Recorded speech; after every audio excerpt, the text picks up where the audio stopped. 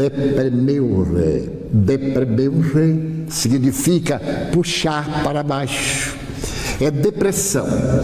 A depressão é semelhante a um parasita, a uma planta parasita que cai numa árvore e em breve devora a árvore que mata, e a planta parasita fica muito bem. Então a depressão tem vários fatores, como a esquizofrenia. Tem os fatores endógenos, internos. Hereditariedade. Qualquer pessoa que seja filha de um depressivo ou de um esquizofrênico tem 30% de possibilidade de ser uma coisa ou outra. Mas se ambos os pais foram depressivos ou esquizofrênicos, a pessoa tem 70% de possibilidades de ser depressivo ou esquizofrênico. Eu sei que aqui ninguém tem ascendentes assim, mas se por acaso coincidir, dá um pulinho no psiquiatra amanhã para uma revisão. Porque nós, latino-americanos, portugueses, brasileiros, detestamos psiquiatras. Nós atendemos como espírita pessoas que têm transtornos, problemas, e muitas vezes a pessoa me vem com transtorno dizendo que é mediunidade. Eu percebo que não é mediunidade, é um transtorno mental, emocional. E digo muito suavemente, olha, procura um psicólogo, um terapeuta.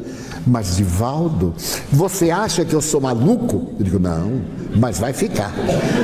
Então, antes de ficar, procure um terapeuta. Então, a ciência evoluiu de uma forma que, se a pessoa é deprimida hoje, é até chique. Porque o grande problema é encontrar quem não teve, ou não está, ou não vai ter depressão. Foi publicado nos Estados Unidos um livro chamado O Demônio do Meio-Dia. O grande autor chama-se Solomon. Ele é periodista de New York Times. E o seu livro tem 600 páginas, eu li. E ele diz mais ou menos o seguinte: todo mundo tem seus momentos de depressão.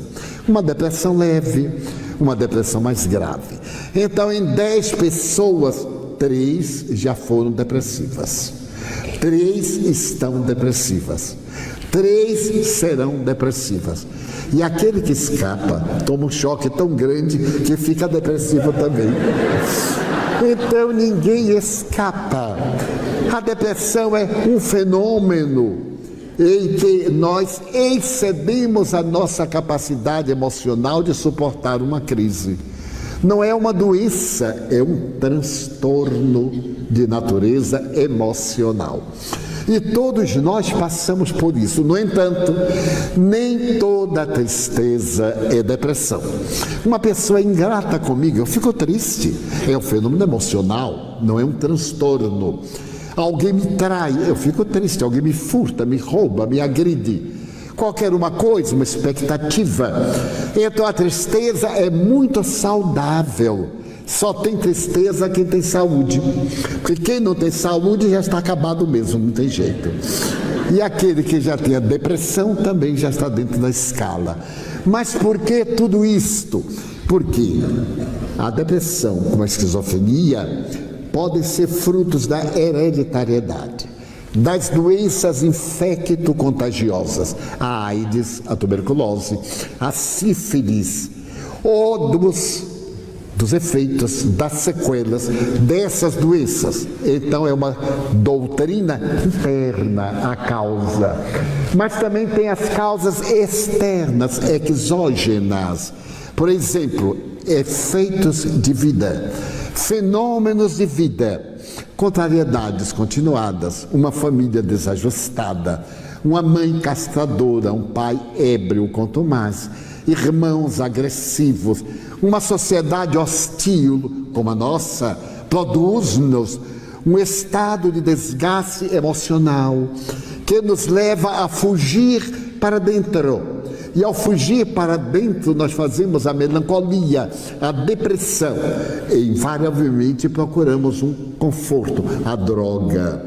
A droga que nos equivoca, o tabaco, o álcool, a vida sexual. Nos entregamos aos disparates como fuga psicológica do problema. Os problemas existem para serem enfrentados. Desafios são feitos para serem galgados. Uma vida que não enfrenta desafios é uma vida inútil. É uma vida que não tem nenhum sentido. Então é necessário que nós descobramos o sentido da vida. Hoje vivemos uma sociedade chamada vazio existencial. Freud, no seu tempo, dizia que a sociedade em decadência era resultado dos tabus, da ignorância sexual, das ilusões, das formas agressivas. Adler, seu discípulo, afirmava, por exemplo, que a depressão é no íntimo uma vontade de ter força, poder, e quando constata que não tem esse poder, cai em depressão para chamar a atenção. O depressivo é alguém que nos manobra, claro que ele não o quer, mas ele está em casa. Vamos sair? Não, eu não vou sair. É uma técnica usada muito na intimidade doméstica. A mulher quer segurar o marido, então ela tem dores de cabeça fictícia, ela tem distúrbios ovarianos, ela tem melancolia. É uma técnica que vai levar à depressão. Mas os homens também. Os homens têm a sua úlcera gástrica. Olha, a minha úlcera, não posso ter preocupações. São fugas orgânicas, manifestações da depressão. E a depressão terá cura como a esquizofrenia? Claro, tem cura. Porque nós não estamos na Terra para sofrer. Nós estamos na Terra para ser felizes. E como é que se descobriram esses valores? Por exemplo, por volta de 1910, em Zurique, na Suíça, um depressivo que estava internado no sanatório resolveu suicidar-se e rasgou os lençóis, fez uma corda e tentou enforcar-se. Mas no momento em que ele salta do banco e começa o enforcamento, o guarda passa na porta, vê, corre, corta a corda improvisada e ele se liberta. Não morreu, ficou bom da depressão. Uma outra, na Alemanha, em Berlim, era depressiva crônica e se recusava a tomar banho. É curioso, quer dizer, quem não gosta de tomar banho, já viu, tem alguma conotação. E então foi levada à força à banheira. E tanto ela esperneou que bateu a base do crânio na borda da banheira e fez uma concussão cerebral. Foi considerada morta. Quando estava sendo velada no terceiro dia, ela abriu os olhos e fez uma pergunta sensata: onde está o meu marido? O povo saiu correndo, mas ela recuperou a saúde graças à concussão cerebral. Um outro paciente, também em Berlim, jogou-se do terceiro andar e, antes de cair, recebeu um choque elétrico que o jogou fora. Não morreu, ficou bom da depressão. Os médicos anotaram choque elétrico, golpe na banheira, enforcamento, e notaram uma coisa comum: em todos três havia anóxia cerebral, isto é, falta de oxigênio cerebral. Então, um jovem médico austríaco estabeleceu: se nós conseguirmos produzir a ausência de oxigênio no cérebro, curamos a esquizofrenia, curamos a depressão. E esse médico conseguiu dar choques de determinada substância, e a pessoa entrava naquele estado quase de convulsão epiléptica. E foi com a repetição que ficou bom, com metrazol, com insulina, mas ele não conseguiu estabelecer o período. Foi nesse momento, 3 de novembro de 1939, quando no Congresso de Psiquiatria em Roma, 3 médicos, o Dr. Kalinowski, o Dr. Cerletti e o Dr. Bini, idealizaram uma pequena máquina de 110 volts, que se colocasse algumas das suas pontas no crânio humano, você recebia uma descarga de 110 volts por 15 segundos. E o cérebro deixava de ter oxigênio. A pessoa tinha convulsão epiléptica. E aí vinha a cura. Nasceu eletrochoque terapia. Permitam-me contar-lhes uma coisa muito interessante. No parênteses, desde criança que eu vejo os espíritos. Na idade adulta continuei vendo. E fui trabalhar numa repartição e continuei vendo. Então eu estava trabalhando muitas vezes, chegava ao balcão um cliente e me chamava. Eu ia atender e ficava conversando com o cliente. E o meu chefe ficou apurado. E um dia disse, mas o que é que você fica falando sozinho? Eu fiquei com tanta raiva do meu chefe. Eu disse, como sozinho? Eu estou falando com o cliente. E ele disse, mas não tem cliente nenhum, Divaldo. E eu tinha uma colega que era uma grande amiga minha. E ela ficou com pena, porque eu era muito jovem, tinha 18 anos, não podia perder o emprego. Ela perguntou, se você vê mesmo os mortos? E eu de contra perguntei, você acha que se eu não visse eu ia correr o risco de perder o emprego? Ele disse assim, então vamos fazer o seguinte, quando você for chamado ao balcão, eu trabalhava em seguros privados, você olha para mim e eu lhe digo se é gente ou se não é gente. Salvou a minha pátria, porque o primeiro que chegou eu, Georgeta, e eu firme na minha cadeira. Aí fiquei bom. O chefe disse, parabéns, você está bom. Mas teve um dia que ela não veio trabalhar. E aí foi um desastre. O médico, o meu chefe, mandou ao psiquiatra. E eu fui ao psiquiatra, porque eu queria me ver livre disto. Fui ao psiquiatra muito alegre. E um espírito muito amigo meu me dava notícias frívolas. Era um amigo meu, eu chamava até de O Correio. E quando eu cheguei ao consultório, o médico perguntou, pois não, você está aqui por quê? Ele disse, bom, eu trabalho em seguros privados e eu vejo os mortos e o meu chefe disse que isso é esquizofrenia. Então eu vim aqui que ele mandou. O médico disse, você vê os mortos? Vejo. E ouve, eu disse, ouço, senhor. Eu fiquei tão contente dele me compreender. Eu disse, ouço, ouve, e tem algum morto aqui? Eu digo, tem sim, senhor. Ele está me dizendo que é seu pai. E como era o nome de papai? Eu aí disse o nome do pai. Quer dizer que você vê e ouve. Um momentinho. Deite aqui nessa mesinha. Tira o sapato e deite. Eu tirei o sapato e me deitei. Quando eu estava deitado, chegou um espírito amigo meu, disse, baiano, ele me chama de baiano, sai daqui que ele vai te aplicar um eletrochoque. A tua cabeça já não é boa. Depois do eletrochoque, tu vais ver. Meus amigos, eu abaixei para o sapato, desci 8 pisos como relâmpago. E aí fiquei bom. Eu não atendia nem a morto nem a vivo lá no balcão.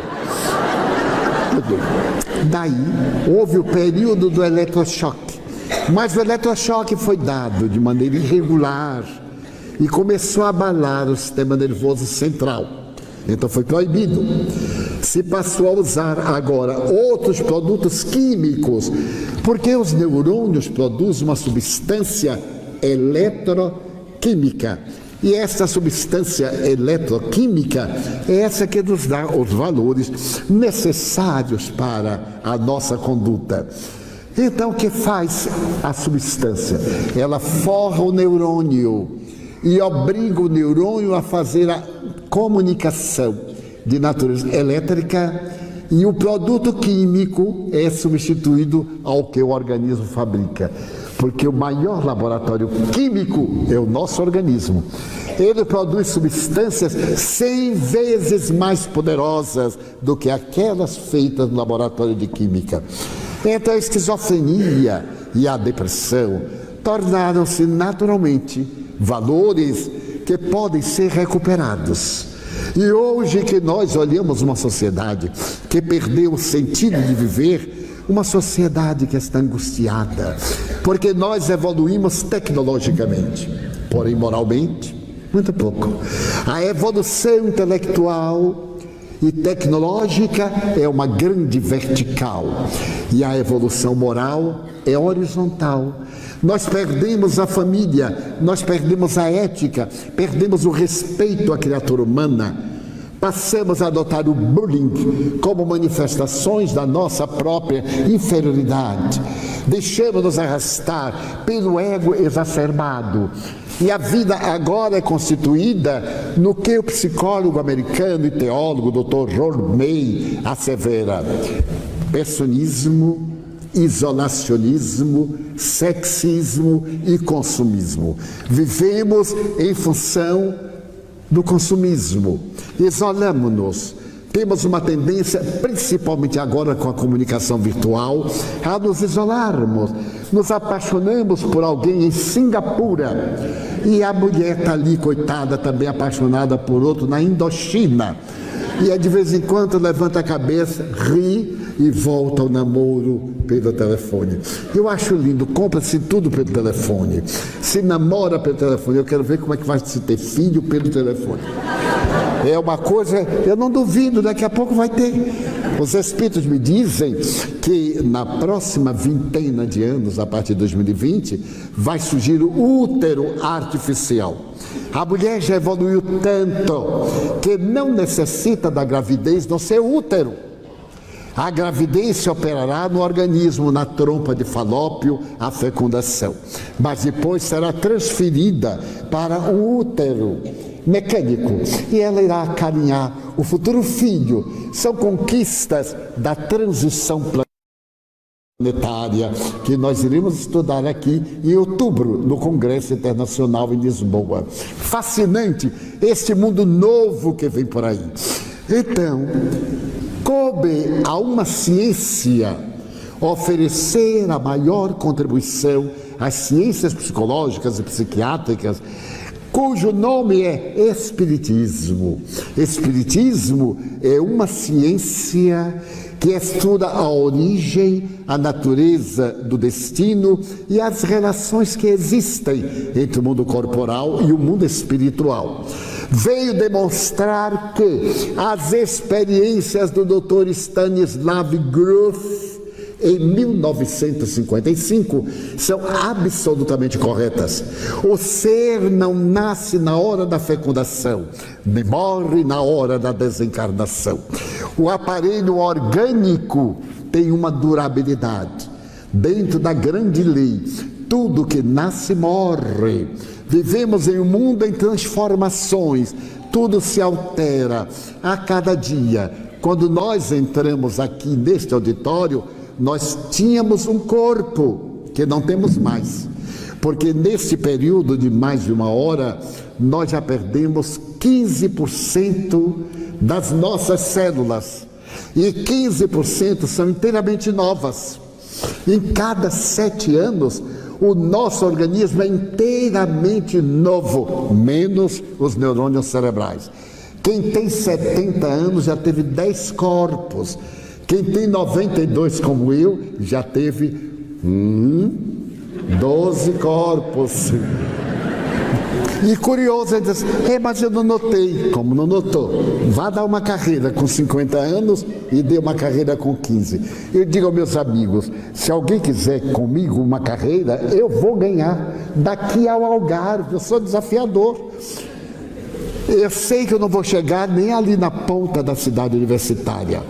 Aí a pessoa vai chegar no Algarve assim, eu ganhei. Eu digo, não senhor, porque eu fui além dos meus limites, porque da minha idade, as minhas energias não me permitem ir além do fator X. Mas você é jovem. Quando eu tinha a sua idade, não tenho saudade não. Tenho dolorosas saudades. Então, o corpo mudou, a nossa forma de encarar a vida, as nossas emoções, as nossas paixões. Lembram da primeira namorada? Do primeiro namorado, que ele perde o apetite, aí ficava assim apaixonado. Mesmo hoje, no meu tempo, meu Deus, uma noite de luar, um bolero, uma rumba. Quando eu vejo hoje o povo dessas músicas atrapalhadas que não dizem nada, não pode haver nada melhor do que uma valsa, aí bem agarradinho. Agora não, agora é fazer ginástica macrobiótica, fica pulando. o tempo inteiro, não tem o menor perigo. Os meus filhos diziam: tio, nós vamos hoje a um não sei o que. Eu digo: vai, e volta cansado, quebrado, vai, não tem problema. Mas no tempo da valsa, eu notei que os velhinhos deram uma boa risada. Pegava assim a dita Cúgia e uma amiga que é mais da minha idade, assim: Divaldo, você imagine uma noite de luar, eu com o meu namorado, ele me abraçando pela cintura, a cintura das mulheres era aquela coisinha de nada. Hoje a cintura é um barril de bacalhau, aquela coisa diferente. E então um bolero, Bésame mucho, quem é que aguenta, meu Deus?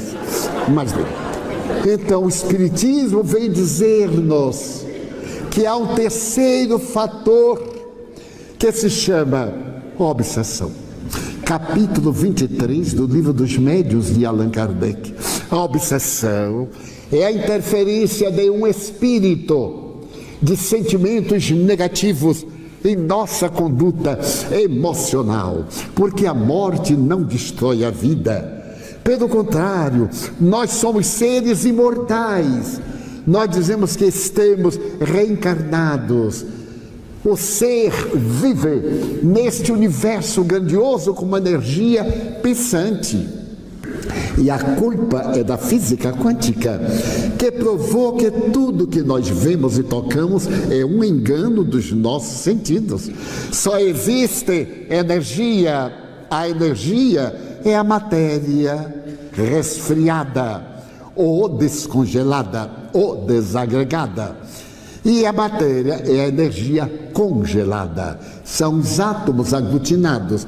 E a sensação que nós temos entre este copo e este microfone é apenas da junção dos átomos. E é tão fascinante que certo dia o físico quântico me disse: Divaldo, os intervalos entre os átomos são tão grandes que se tirar todos os intervalos do planeta terrestre, a Terra inteira fica do tamanho de uma bola de golfe.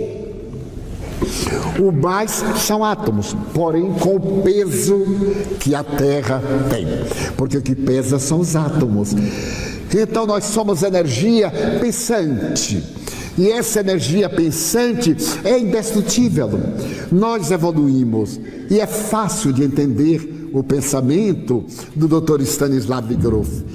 Peguem a internet no Face, vão olhar aquelas criancinhas tocando Brahms, Bach, com 3 anos de idade. A mão não dá para uma oitava.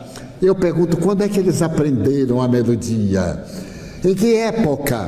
Algumas dessas crianças que aí estão sabem de memória 200 músicas. Outras regendo orquestra com 6 anos de idade. A batuta é quase maior do que o rapazinho que rege a orquestra. Tocando violino, o violino é quase maior do que ele. E André Rieu, ele apresentou uma criança de 4 anos, violinista emérito, e ninguém duvida da capacidade musical de André Rieu. Como é que pode? Lembranças de outras encarnações, conforme o Dr. Stanislav Grof comprovou através da regressão de memória. Mas eu falei em 1955. Por volta de 1994, eu estava na cidade de São Francisco, na Califórnia, e a minha anfitrioa, esposa de um grande trabalhador, a respeito dos xamãs. Ele é um grande xamã americano. E eu falando sobre o Dr. Stanislav Grof, ele me disse: licença, que poderia marcar uma audiência entre mim e o Dr. Stan, que estava morando em São Francisco, ainda está. Ele hoje está octogenário.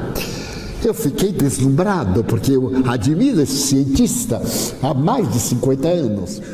E nós tivemos uma entrevista. Ele me levou 2 livros. Daquelas experiências, ele escreveu um livro chamado Muito Além do Cérebro. Mas agora, ele me deu 2 livros a respeito da reencarnação, dizendo que no ano de 1975, na Califórnia, um grupo de cientistas começou a fazer experiências a respeito da imortalidade da alma, da terapêutica médica e, acima de tudo, do comportamento médico em relação aos pacientes. Essas experiências foi na cidade de Big Sur, nas montanhas da Califórnia.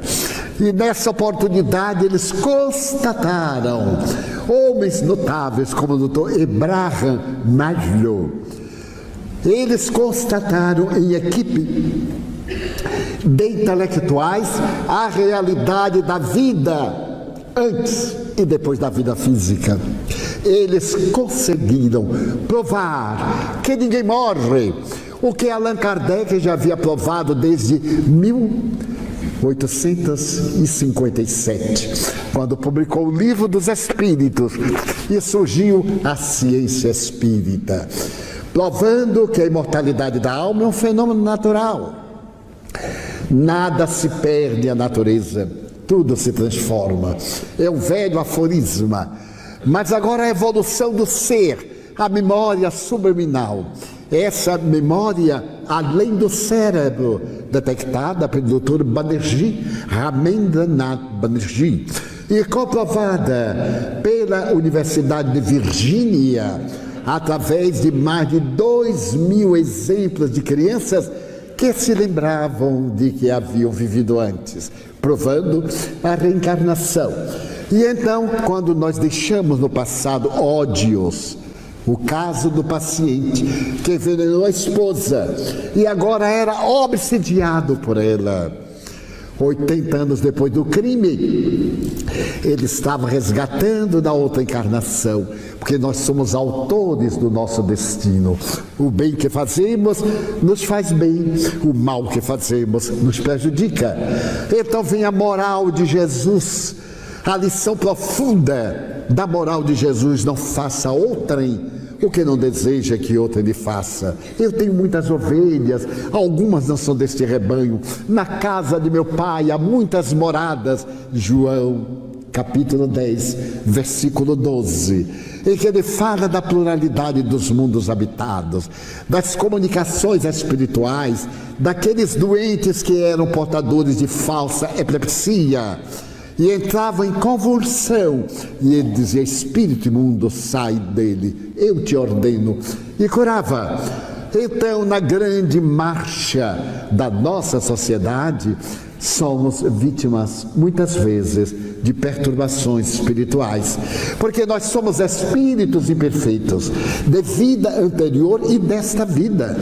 Quantos males nós praticamos nesta existência, na semana passada, ontem, e dizemos: nem me arrependo. Claro, mas vai se arrepender depois, quando vierem os efeitos amargos, que prevê a doutrina espírita, uma mudança neste mundo de dores para um mundo excelente de regeneração, neste mundo de tantos efeitos sacrificiais e perturbadores, para o mundo de amanhã de bênção, em que o Evangelho de Jesus passa a nortear a nossa existência, a prática do bem, da gratidão, da gentileza. Nós estamos vivendo os dias da gentileza. Gentileza gera gentileza. É curioso que nós reclamamos que os outros não nos entendem, mas nós é que também não entendemos os outros. Na hora que tivermos a coragem, como Allan Kardec perguntou, qual o método mais eficaz para sermos felizes neste mundo e melhorarmos as nossas más inclinações? Os Espíritos responderam: um sábio da antiguidade já vos disse, conhece-te a ti mesmo.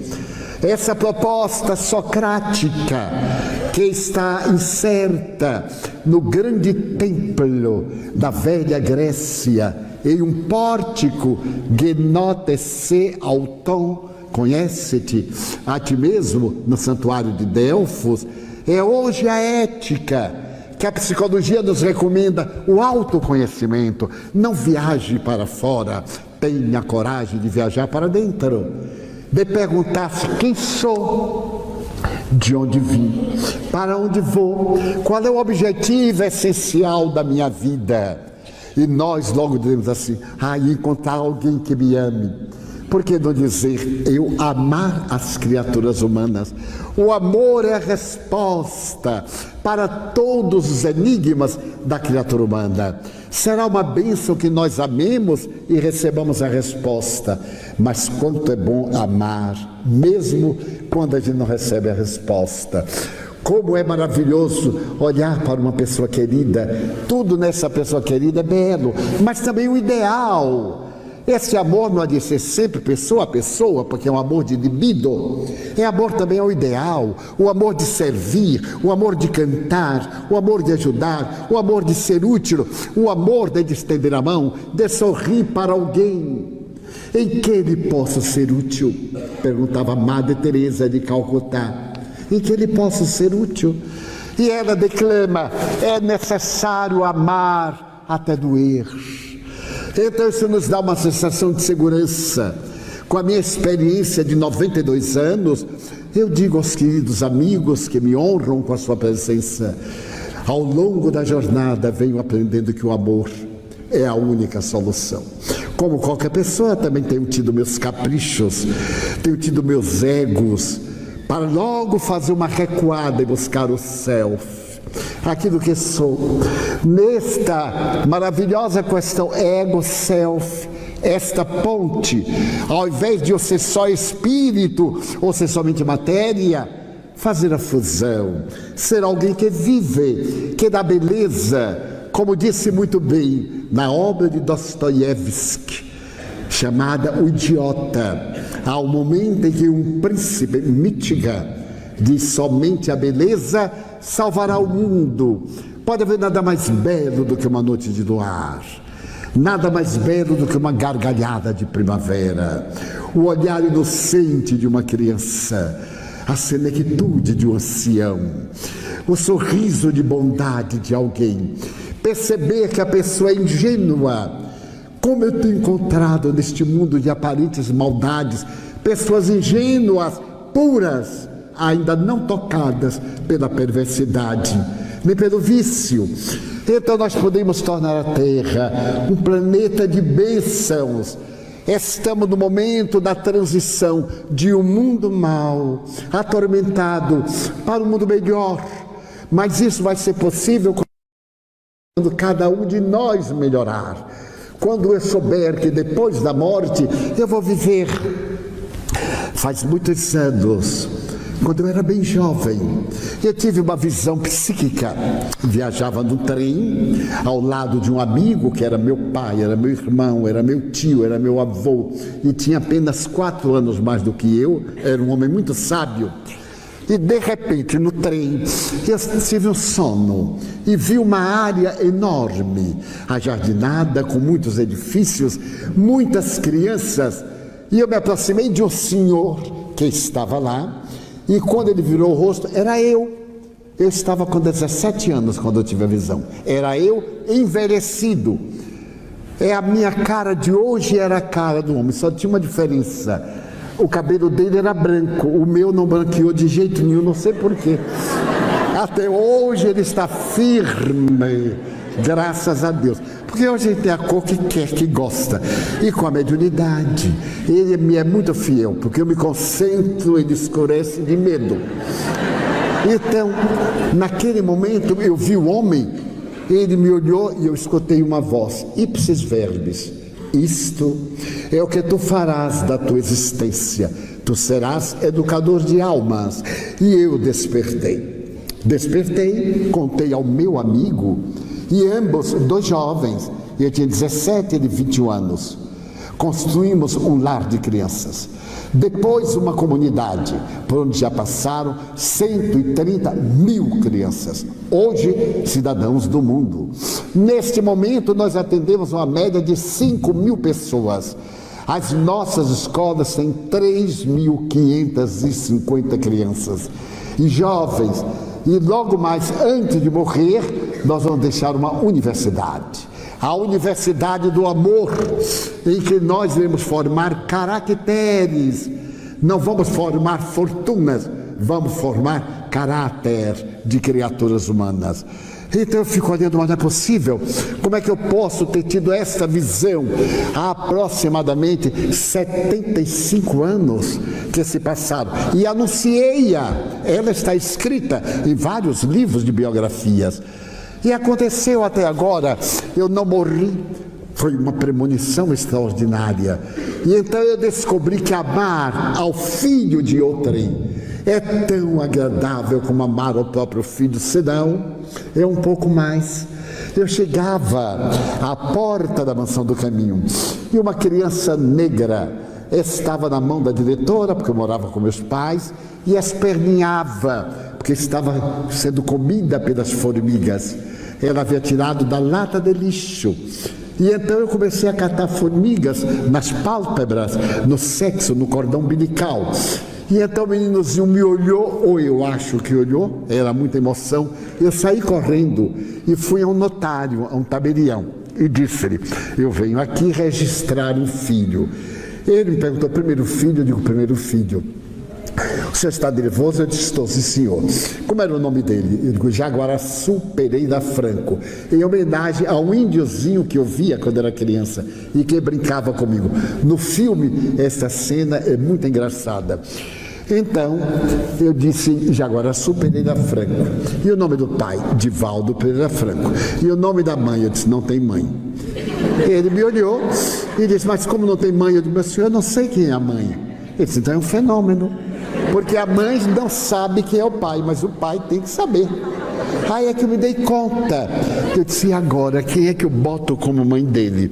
Me lembrei de botar o nome da diretora, mas ela estava com 70 anos, não dava. Nesse tormento, eu vi entrar um espírito e disse: Divaldo, ponha meu nome. Meu nome é Alta de Souza. Eu morri no ano de 1901. Eu então sorri e disse assim: olha, eu me lembrei o nome dela. Qual é? Alta de Souza. E a cor dela? De morena.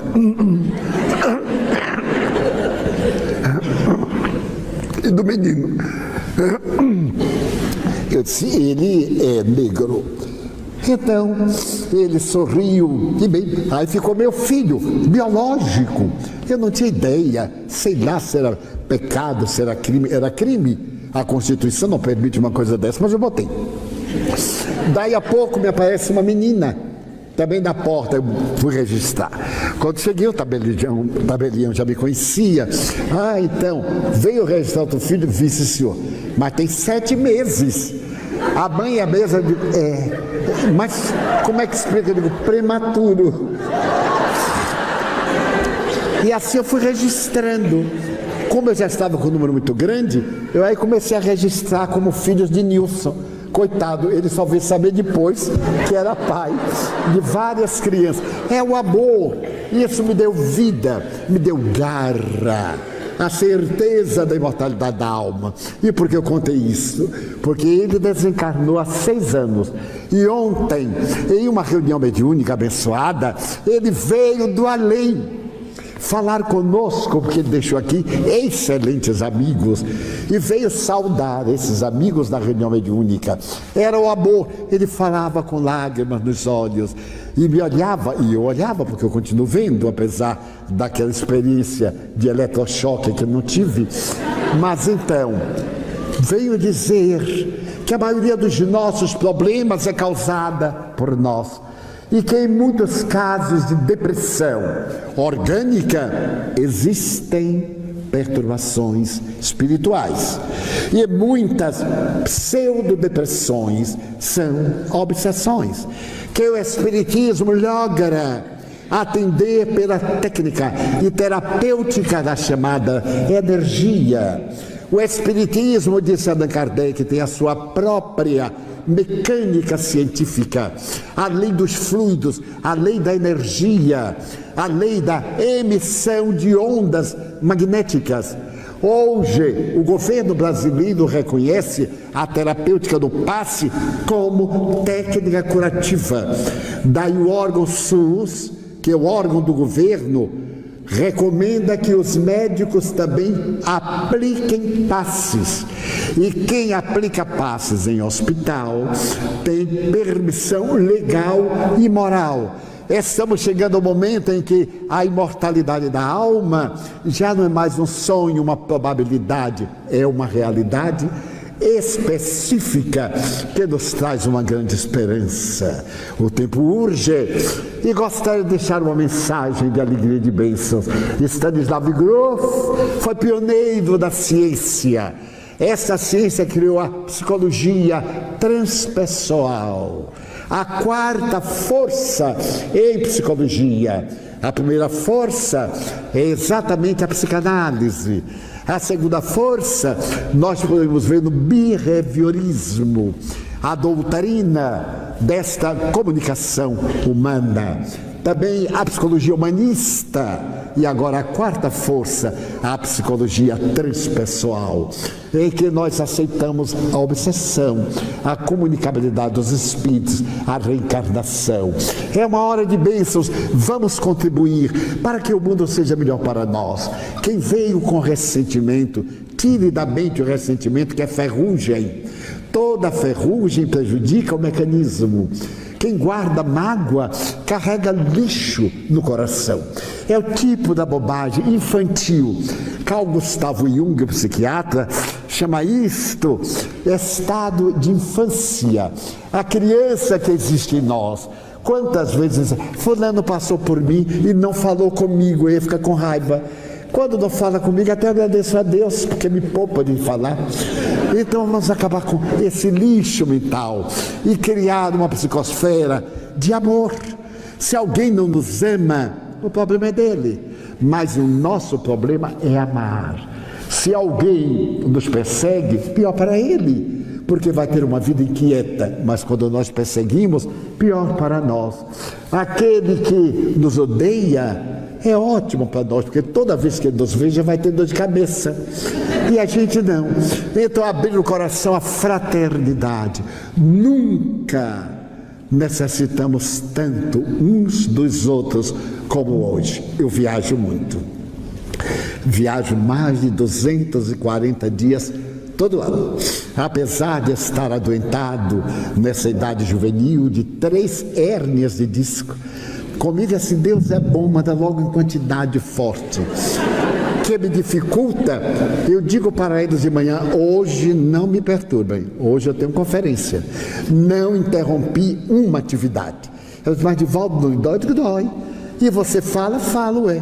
Eu falo da vida alheia quando está doendo, por que não posso falar sobre Jesus quando está doendo?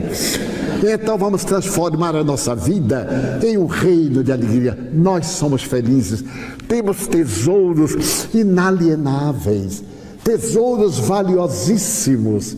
Querem ver uma coisa? Só para ver como nós somos ricos? Meu Deus, eu queria dizer-te que eu amo a vida, que para mim é bela e é consentida. Muito obrigado, Senhor, por tudo que me deste, por tudo que me dás. Muito obrigado pelo ar, pelo pão, pela paz. Obrigado pela beleza que os meus olhos veem no altar da natureza. Olhos que fitam o céu, a terra e o mar, que acompanham a beleza da natureza em seus tons sutis.